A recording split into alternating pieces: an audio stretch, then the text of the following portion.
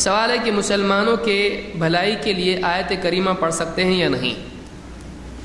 آیت کریمہ کیا ہے؟ لا الہ الا انت سبحانک انی کنت من الظالمین۔ یہ وہ ذکر ہے، یہ وہ دعا ہے جو یونس علیہ السلام نے مچھلی کے پیٹ میں اللہ سے کی تھی۔ جب مچھلی نے ان کو نگل لیا اور پانی میں تھے اور اندھیریوں میں تھے، 3 اندھیریوں میں، تو اس وقت میں اس مصیبت سے نجات کے لیے انہوں نے اللہ تعالیٰ کو پکارا اور یہ کہا لا الہ الا انت سبحانک انی کنت من الظالمین۔ اے اللہ، تیرے سوا کوئی عبادت کے لائق نہیں اور تو ہر عیب سے، کمی سے، ظلم سے پاک ہے۔ میں ہی تھا جس سے غلطی ہوئی ہے، میں نے ہی اپنی جان پر ظلم کیا ہے۔ تو یہ جو ذکر ہے اس کی بنیاد پر اللہ تعالیٰ نے ان کو نجات دی۔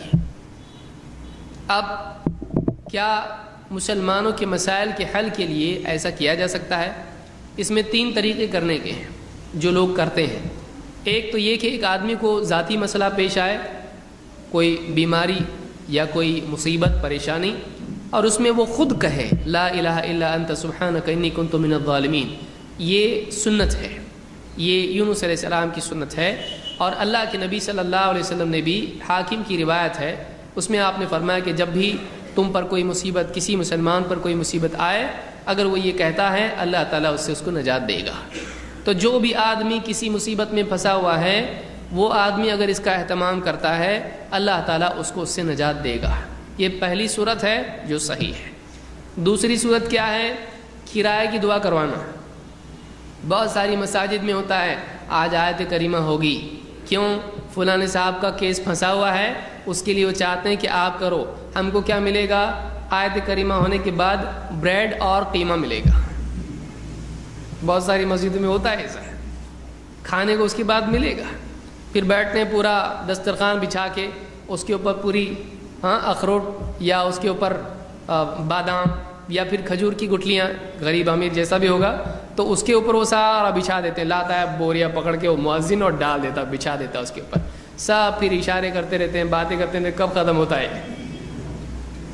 اور پورا پڑھنے کے بعد میں اس کے بعد سب مل کے انجوائے کرتے ہیں، کھاتے پیتے ہیں۔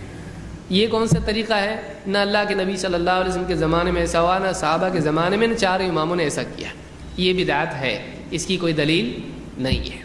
اسی طرح سے مسلمان دنیا بھر میں اگر پریشان ہیں، مسلمان سب مل کے کہیں بھائی آیت کریمہ کرو، کوئی دلیل اس کی نہیں ہے، اس کی کوئی دلیل نہیں ہے۔ آیت کریمہ اجتماعی طور پر پڑھنے کی کوئی دلیل نہیں۔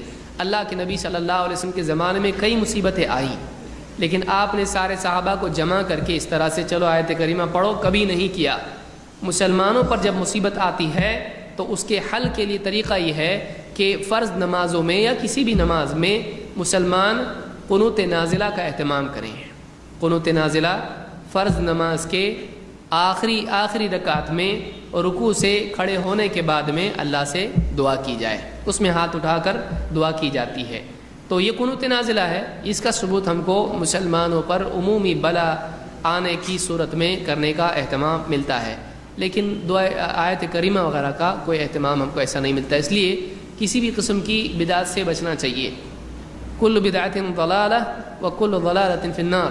اللہ کے نبی صلی اللہ علیہ وسلم فرماتے ہیں ہر بدعت گمراہی ہے اور ہر گمراہی کا انجام جہنم ہے۔ کوئی آدمی کا اس میں برا کیا ہے؟ اس میں برا اتنا ہی ہے کہ اللہ کے نبی صلی اللہ علیہ وسلم کو یہ سمجھ میں نہیں آیا۔ اگر تم کر رہے ہو اس کا مطلب یہ کہ نبی صلی اللہ علیہ وسلم کو سمجھ میں نہیں آیا، صحابہ کو سمجھ میں نہیں آیا، تو تم اپنے عمل سے ان کی سمجھ پر اعتراض پیدا کر رہے ہو، لہٰذا اس چیز سے بچنا چاہیے۔